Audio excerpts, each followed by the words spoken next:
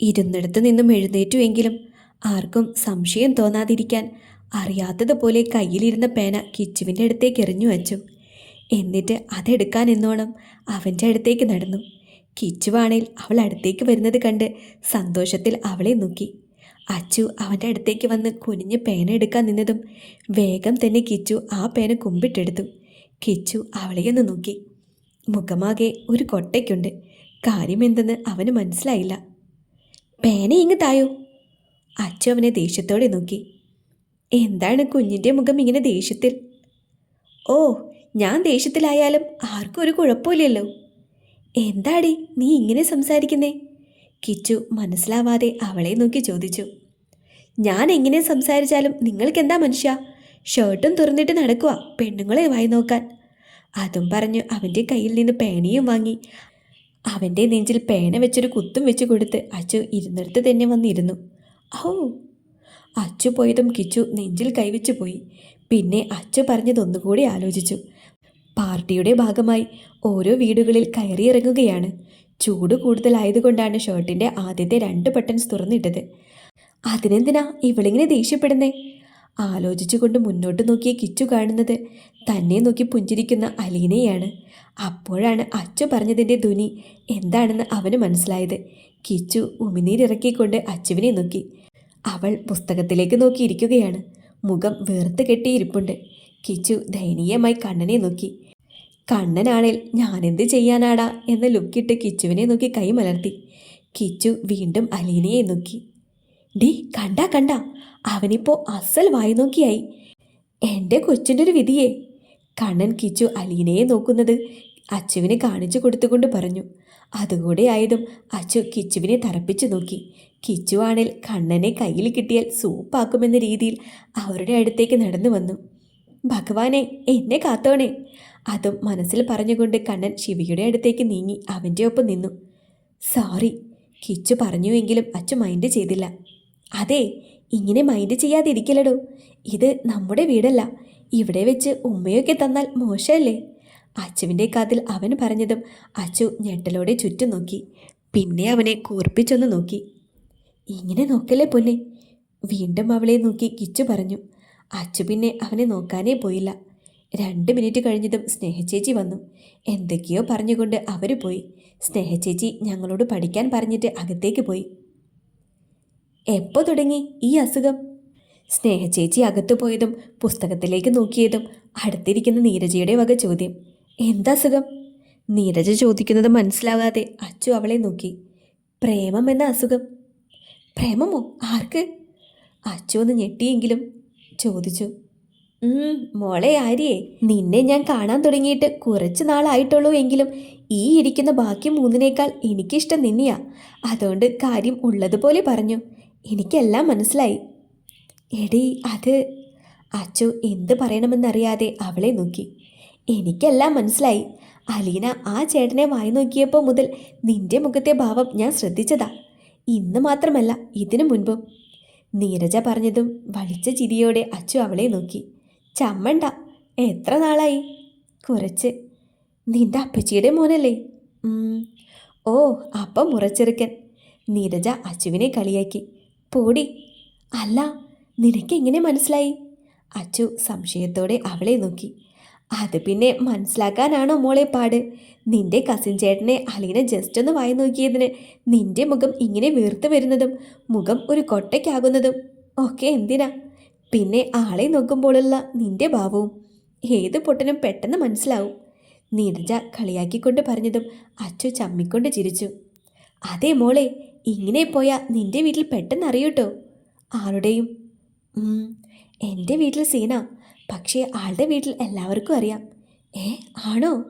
നീരജ അത്ഭുതം കൊണ്ട് ഉറക്കെ ചോദിച്ചതും അച്ചു വേഗം അവളുടെ വായ പൊത്തി. നീരജ അബദ്ധം പറ്റിയതുപോലെ അലീനയെയും വർഷയെയും അനന്യയെയും നോക്കി. പയ്യെ പറയടേ കോപ്പേ. ഓ സോറി. അല്ല, അവിടെ എല്ലാവർക്കും അറിയോ? എല്ലാവരും കട്ട സപ്പോർട്ടാ. അച്ഛനും അമ്മയും ഏട്ടനും എല്ലാം. പറയുമ്പോൾ അച്ചുവിൻ്റെ മുഖത്തെ സന്തോഷം നീരജ കണ്ടു. അപ്പോൾ അമ്മായിയമ്മ പോലും ഉണ്ടാകില്ല അല്ലേ? നീരജ കളിയാക്കി. പൊടി പൊടി. അച്ചു ചിരിച്ചു.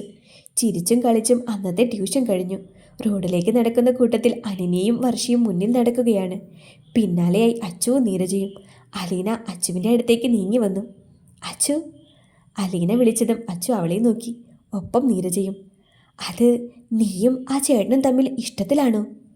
അലീനയുടെ ആ ചോദ്യം കേട്ടതും അച്ചു ഞെട്ടി. നീരജയും.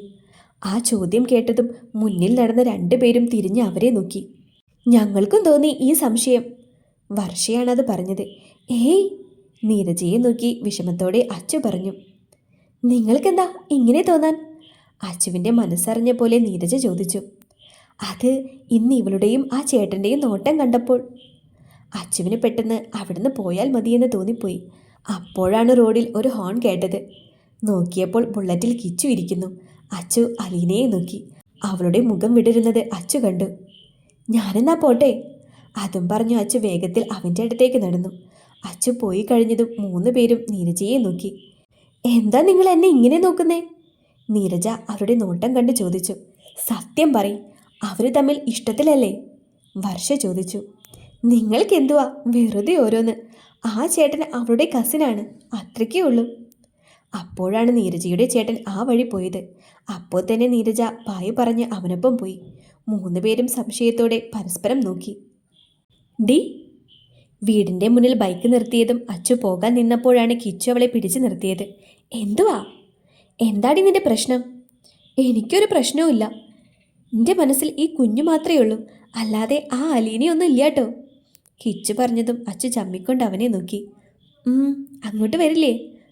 ഫ്രഷായിട്ട് വരാം. അതെ, ഇന്ന് അവിടെ കിടക്കാട്ടോ. അതും പറഞ്ഞ് കിച്ചു അവൻ്റെ വീട്ടിലേക്ക് ബൈക്ക് വളച്ചു.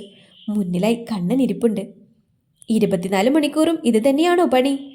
ഭദ്രയോട് ചാറ്റ് ചെയ്യുന്ന കണ്ണനെ നോക്കിക്കൊണ്ട് കിച്ചു ചോദിച്ചു. അല്ലാതെ എനിക്ക് നിന്നെപ്പോലെ ബൈക്കിൽ കയറ്റി പൈങ്കിളി അടിച്ച് നടക്കാനൊന്നും പറ്റില്ലല്ലോ. കണ്ണൻ കിച്ചുവിനെ തുറച്ചു നോക്കിക്കൊണ്ട് പറഞ്ഞു. കിച്ചു പിന്നെ ഒന്നും പറയാതെ അകത്തേക്ക് പോയി. ഡാ, അമ്മ എന്തേ? അപ്പുറത്തേക്ക് പോയി. അച്ചുവിൻ്റെ വീട്ടിലേക്ക് ചൂണ്ടിക്കൊണ്ട് കണ്ണൻ പറഞ്ഞു.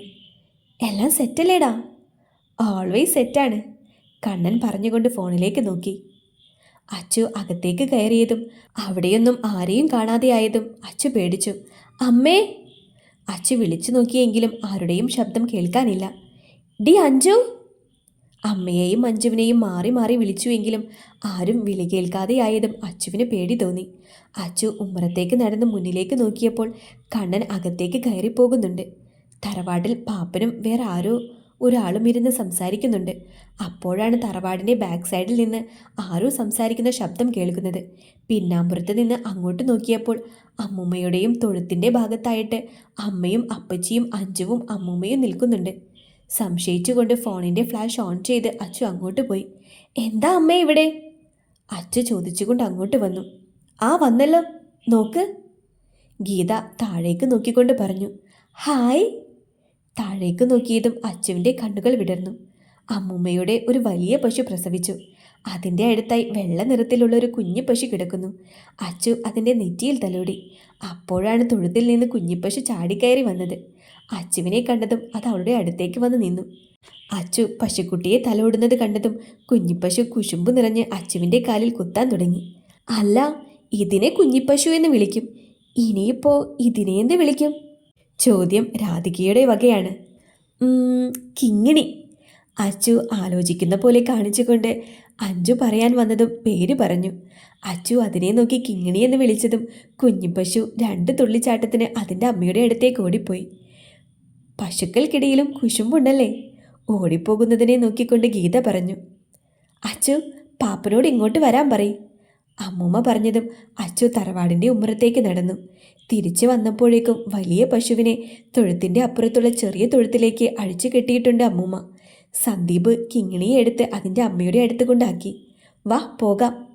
ഗീത പറഞ്ഞതും എല്ലാവരും വീട്ടിലേക്ക് പോയി. അച്ചു മുറിയിൽ ചെന്ന് മുടിയൊക്കെ അഴിച്ചു കെട്ടി പുസ്തകവും എടുത്ത് ഹാളിലേക്ക് വന്നു. ഡ്രസ്സ് മാറിയിട്ട് പോടി, ആ പശുവിനെ തൊട്ടും പിടിച്ചു നിന്നതാ. രാധിക പറഞ്ഞതും മുഷിച്ചിലോടെ അച്ചു അകത്തേക്ക് കയറിപ്പോയി. മുട്ടിന് അല്പം താഴെ ഇറങ്ങിയിട്ടുള്ള ഒരു ക്രോപ്പ് പാവാടയും ടിഷ്യൂ ടൈപ്പ് ക്രോപ്പ് ബനിയനും എടുത്തിട്ട് അച്ചു പുറത്തേക്കിറങ്ങിപ്പോയി.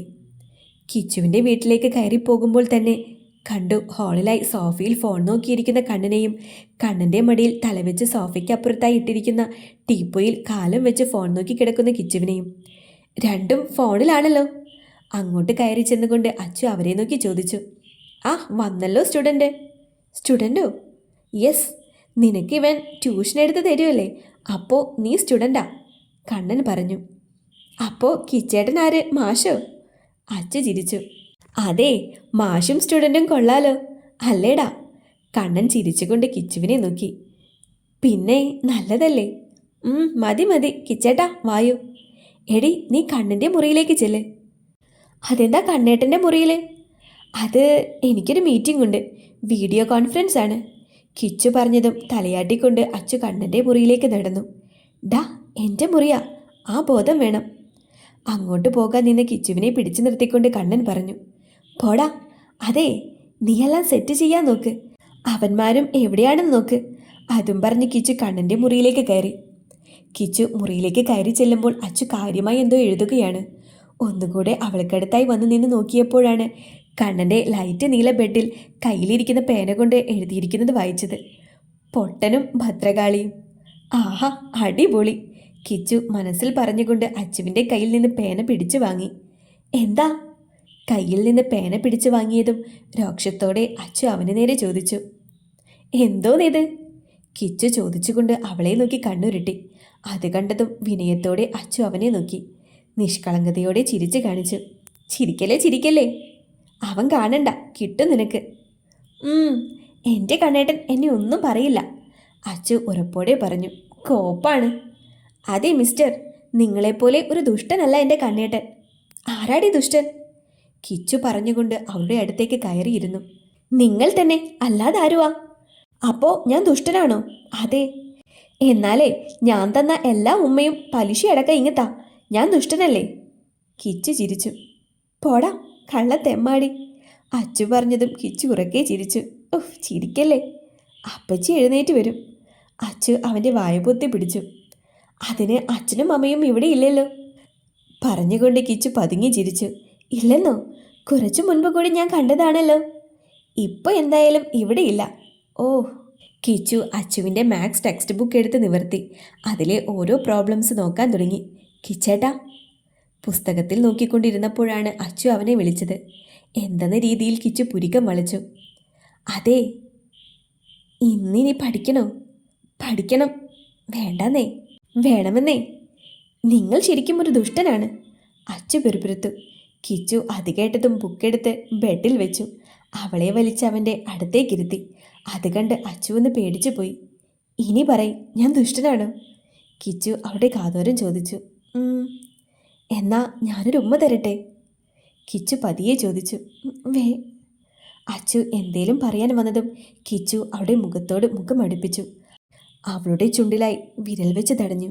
നൂലിഴ വ്യത്യാസത്തിൽ കിച്ചു അവളുടെ ചുണ്ടുകൾക്ക് നേരെ മുഖം അടുപ്പിച്ചു. അപ്പം എങ്ങനെയാ? കിച്ചു പറഞ്ഞതും അച്ചു അവൻ്റെ ഷർട്ടിൽ പിടിച്ച് മുറുക്കി. സമയം കളയാനില്ല, നമുക്ക് മാത്സ് പഠിക്കണ്ടേ? അതും പറഞ്ഞ് അച്ചുവിൻ്റെ ചുണ്ടിൽ നിന്ന് വിരലെടുത്തുകൊണ്ട് ബുക്കും എടുത്ത് കയ്യിൽ പിടിച്ച് കിച്ചു അവളെ നോക്കി. അത് കണ്ടതും എന്തോ പ്രതീക്ഷിച്ച അച്ചു നിരാശയോടെ അവനെ ചുണ്ടും കൂർപ്പിച്ച് നോക്കി.